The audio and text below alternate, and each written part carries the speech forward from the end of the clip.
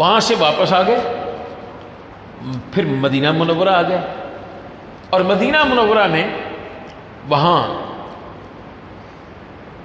جب غزوہ بدر والا معاملہ ہوا تو نبی کریم علیہ الصلوۃ والسلام نے ارشاد فرمایا، پیارے عثمان تم ہمارے ساتھ نہیں جاؤ گے،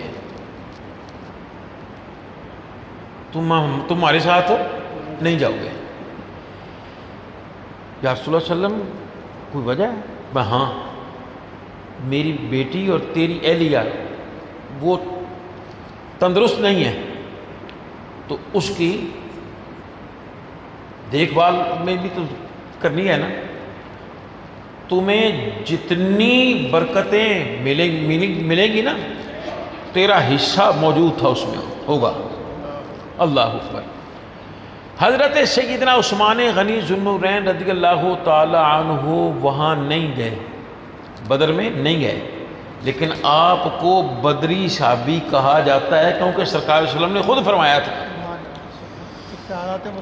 سبحان اللہ۔ بھائی جان میری بات کو آگے بڑھا رہے ہیں کہ دیکھو یہ اللہ تعالیٰ نے اپنے محبوب کریم علیہ السلام کو یہ اختیارات عطا فرمائے ہیں کہ جب چاہتے ہیں جس کو چاہیں جو چاہیں عطا فرما دیں۔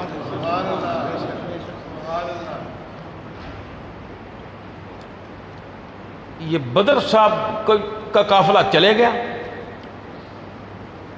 ادھر حضرت سیدہ رقیہ رضی اللہ تعالی عنہ آپ کا وصال با کمال ہو گیا۔ حضرت سیدنا عثمان ابن عفان رضی اللہ تعالی عنہ آپ اپنی اہلیہ کی قبر درست کر رہے تھے کہ خوشخبری دینے والا آیا کہ اللہ تعالیٰ نے مسلمانوں کو عزت عطا فرمائی ہے۔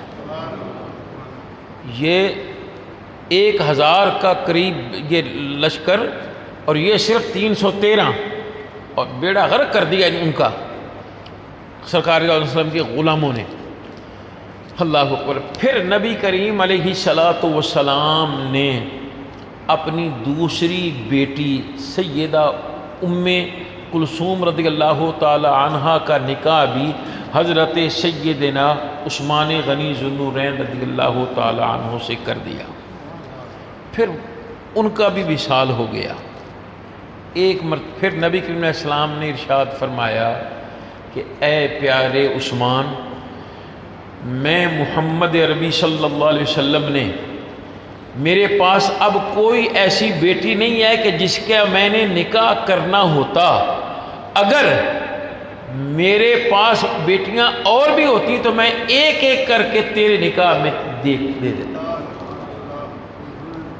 اب یہاں ایک بات اور کرنی چاہ رہا ہوں کہ ایک وہ بھی وقت آیا تھا نا کہ جب یہ مسلمان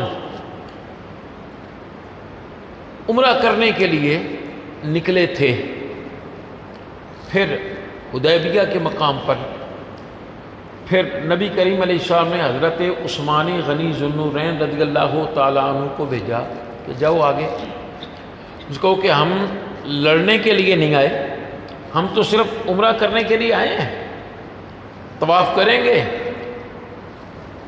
جو معاملات ہیں وہ کریں گے، واپس چلے جائیں گے۔ نبی کریم علیہ السلام نے اپنا سفیر بنا کے بھیجا حضرت عثمان غنی ذو النورین رضی اللہ تعالیٰ عنہ۔ اللہ اکبر۔ اب وہاں جا کے بات ہوئی نا تو آپ نے فرمایا، انہوں نے کہا قریش مکہ نے کہ یہ دروازہ کھلا ہے، یہ ہے کعبہ شریف، بڑے اندر جا کے عبادت کرو، بڑے باہر رہ کے عبادت کرو، لیکن ہم نے تیرے نبی کو آنے نہیں دینا۔ اور میں پھر کیا بات کرتے ہو، مجھے وہ عبادت ہی قبول نہیں ہے کہ جس میں میرا مصطفیٰ تشریف شامل نہ ہو۔ ادھر حالات کیا ہوئے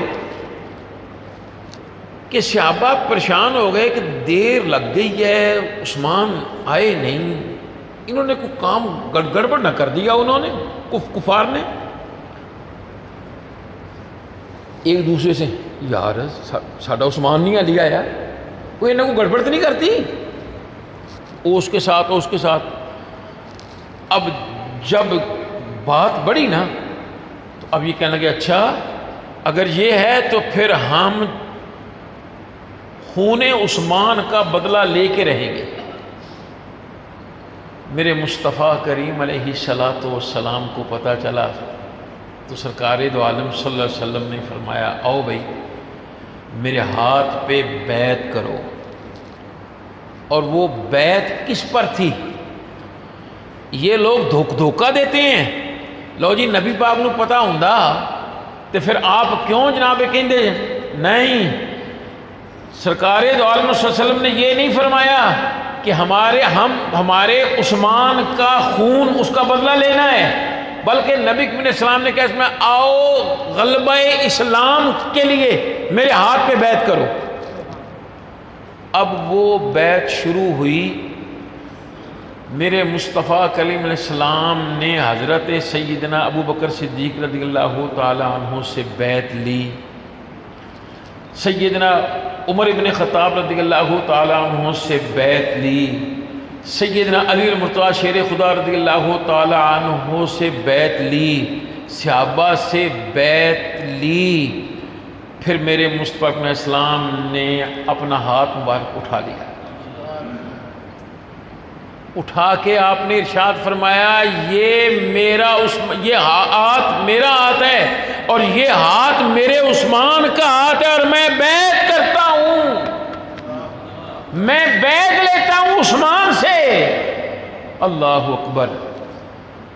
اب سنیے اللہ تبارک و تعالی جل والا اس بات کو کس پر انداز میں بیان فرما رہا ہے۔ اللہم صلی علی سیدنا مولانا محمد وعلی سیدنا محمد۔ لقد رضی اللہ عن المؤمنین اذ یبایعونک تحت الشجرہ، اور محبت سے کہہ دیجئے اور پیار سے کہہ دیجئے۔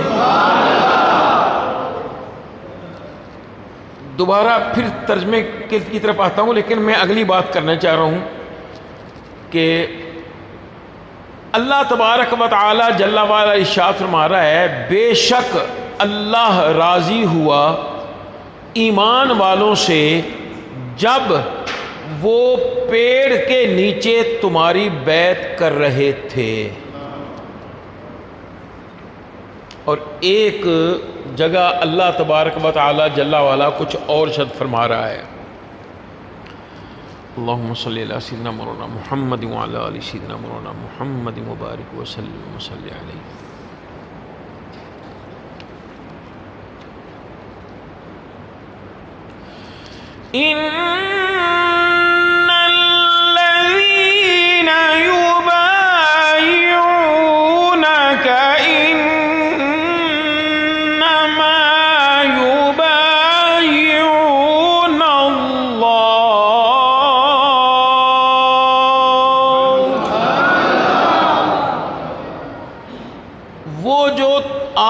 بیعت کر رہے تھے وہ اللہ ہی سے بیعت کر رہے تھے۔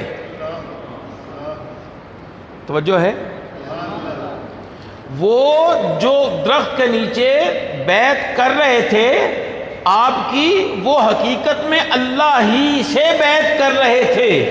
اور آگے الفاظ بھی ہیں، ذرا سنیے، ید اللہ فوق ایدیہم، ان کے ہاتھوں پر اللہ کا ہاتھ ہے۔ پھر میں پڑھنا چاہتا ہوں، توجہ فرمائیے۔